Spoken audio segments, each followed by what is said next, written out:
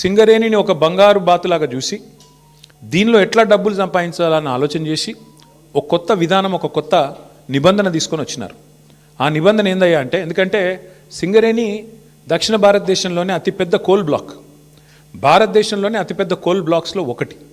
అందుకే ఏం చేసినారు వీళ్ళు, చాలా ఆలోచన చేసి ఈ సృజన్ రెడ్డి అనేవాడు, ఆయనతో పాటు అక్కడ సింగరేణి సంబంధించిన అధికారులు, మరి బట్టి గారికి తెలిసి జరిగిందా తెలియక జరిగిందా, ముఖ్యమంత్రి గారికి అనుసరణలో జరిగిందా నాకు తెలియదు, కానీ ఈ సృజన్ రెడ్డి అనే వ్యక్తి మొత్తానికి ఒక కండిషన్ పెట్టించినాడు.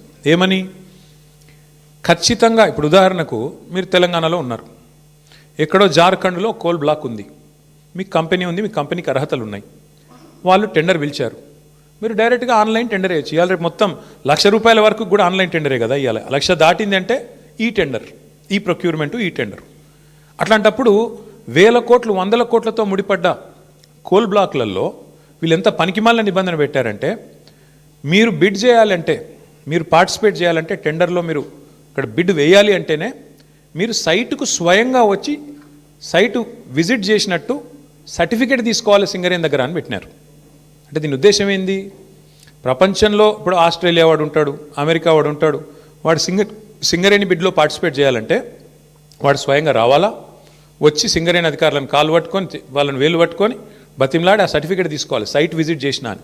వీళ్ళు ఏం చేస్తున్నారు, సైట్ విజిట్ రాగానే ఆ కంపెనీ పేరు, మేనేజింగ్ డైరెక్టర్ పేరు, CEO పేరు, ఫోన్ నంబరు అన్నీ రాసుకుంటున్నారు.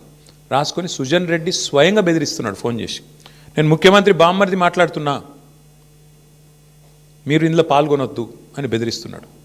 వినలేదనుకో, మేము వేస్తామా, మాకు సీనియారిటీ ఉందంటే వెంటనే ఏం చేస్తున్నారు, వాళ్ళకి సర్టిఫికేట్ ఇస్తలేరు, వాళ్ళు సైట్ విజిట్ చేసినట్టు కూడా సర్టిఫికేట్ ఇవ్వట్లేదు, తద్వారా వాళ్ళు పార్టిసిపేట్ చేయకుండానే ఎగరగొడతా ఉన్నారు. ఇది జరుగుతూ ఉంది సింగరేణిలో.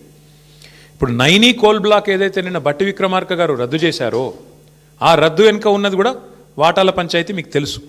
అట్లాగే ఈరోజు సింగరేణిలో జరుగుతున్నది కూడా అచ్చంగా ఇదే.